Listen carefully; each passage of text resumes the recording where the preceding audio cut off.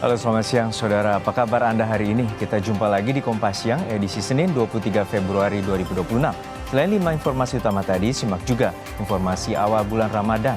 Suasana di Pasar Tanah Abang Jakarta Pusat sempat terlihat sepi, pedagang mengaku daya beli masyarakat masih rendah. Ya, selain itu ada juga informasi dari Kapolda Sulawesi Selatan Irjen Juhandani Raharjo Puro yang melayat ke rumah duka Bribda DP di Kabupaten Pinrang, Sulawesi Selatan. Kedatangannya disambut tangisan keluarga Bribda DP. Selengkapnya bersama saya Lintang Priastuti. Dan saya Harjuno Pramudito, kita jelang Kompas yang selengkapnya hanya di Kompas TV Independen Terpercaya.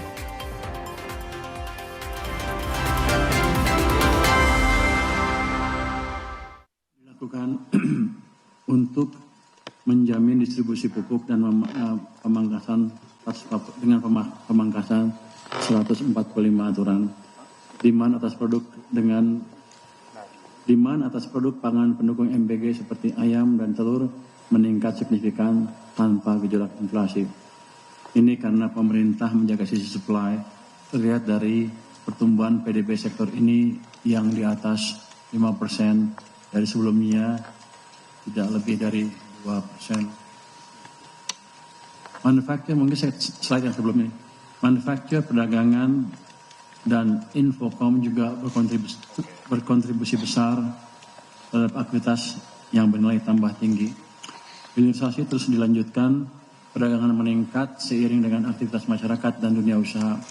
Infocom meningkat seiring pembangunan infrastruktur high-tech seperti data center. Berikutnya, kinerja sektor pertanian ditopang subsektor tanaman pangan yang tumbuh 9,94%. Next, ini di tahun 2025 seiring peningkatan produksi padi dan jagung. Subsektor peternakan tumbuh 7,78%, didorong peningkatan produksi telur dan daging ayam. Aktivitas sektor ini mendukung program makanan bergizi, sehingga tidak terjadi inflasi dan tidak ada tekanan impor telur maupun daging ayam. Tanaman perkebunan tumbuh 2,95%, terutama produk sawit, sehingga dapat menangkap momentum harga sawit yang masih bertahan tinggi. Untuk perikanan tumbuh sebesar 4,95%, didukung baik perikanan tangkap maupun perikanan budidaya. Kinerja positif sektor pertanian juga merupakan hasil perbaikan tata kelola di sisi hulu, termasuk kebijakan strategis pemerintah dalam melakukan pemangkasan regulasi distribusi pupuk.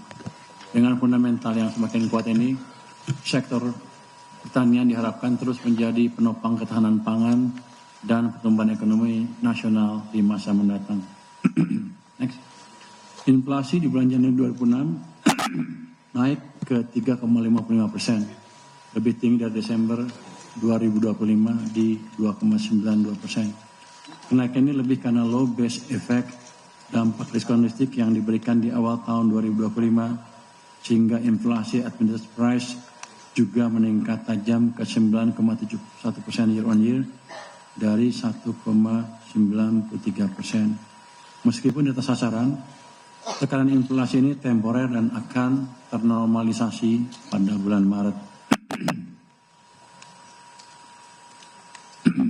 Beberapa komoditas pangan mengalami penurunan harga, mendorong inflasi volatile food turun signifikan menjadi 1,14% year on year dari bulan sebelumnya sebesar 6,21%. Inflasi volatile akan terus dijaga melalui kebijakan stabilisasi pasokan dan harga pangan serta penguatan peran Bulog.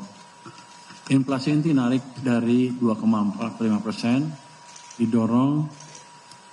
inflasi inti naik ke 2,45%, didorong oleh kenaikan harga emas perhiasan yang tumbuh sebesar 76,5%. Jika harga emas dikeluarkan, inflasi inti non emas bulan Januari 2026 mencapai 1,33%. Rendahnya inflasi ini membuka ruang bagi pemerintah untuk lebih ekspansif mendorong ekonomi tanpa resiko hyperinflation atau kepanasan.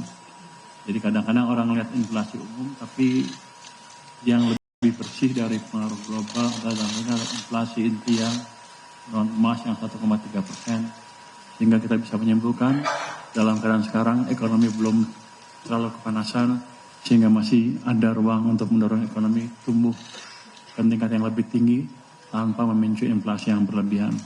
Pemerintah akan terus berkomitmen mengendalikan inflasi pangan di tengah meningkatnya kebutuhan untuk MBG. Pemerintah juga menjamin pasokan dan kelancaran distribusi serta memberikan stimulus diskon transportasi dan bantuan pangan. Sejak penempatan di September hingga memasuki Februari, strategi fiskal dengan penempatan 200T yang terus dikoordinasikan dengan strategi moneter Bank Indonesia konsisten mendukung likuiditas. M0 pada bulan Februari pekan pertama masih tumbuh sebesar 11,7%. Ini memberi ruang sebetulnya untuk kredit untuk tumbuh double digit juga.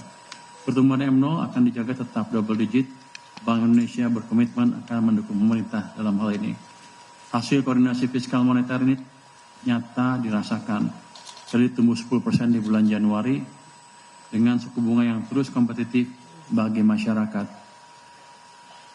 Suku bunga kredit sudah turun ke 8,80% per Januari 2026 dibandingkan dengan Agustusan lalu yang berada pada level 9,12%. Komitmen koordinasi kebijakan yang disepakati dengan BI akan terus dijaga dan kami bertemu Gubernur BI Jumat pekan lalu untuk konsolidasi kebijakan. Penempatan 200 triliun saat jatuh tempo di 13 Maret nanti akan langsung diperpanjang 6 bulan ke depan. Jadi bank tidak perlu khawatir kehilangan likuiditas karena pemerintah akan terus mendukung likuiditas di pasar. Kami mengharapkan bank lebih bersemangat mencari debitur tentunya dengan tetap menjalankan prinsip kehati-hatian. Jadi kan jangan banyak orang itu, Maret habis, apakah banknya akan kehilangan likuiditas karena uangnya tarik pemerintah? Dengan pernyataan barusan, saya tegaskan bahwa hal itu tidak akan terjadi. Kami akan evaluasi kembali September nanti, 6 bulan setelah perpanjangan. Harapannya ekonomi sudah semakin bergerak lebih tinggi, berbagai program prioritas pemerintah semakin terlihat hasilnya, dan antara sudah semakin berperan, dan dana non-residen sudah semakin banyak masuk ke Indonesia dengan kinerja ekonomi dan kepercayaan Indonesia yang terus membaik. Itu tadi keterangan dari Menteri Keuangan terkait dengan kondisi keuangan negara dan juga potret terkait dengan inflasi saat ini di angka 3,55% dan juga suku bunga. Dan namun pemerintah menjamin terkait dengan inflasi harga pangan dan menjamin akan adanya pasokan pangan serta distribusi yang merata di seluruh wilayah Indonesia. Kembali ke Kompas Siang, Saudara.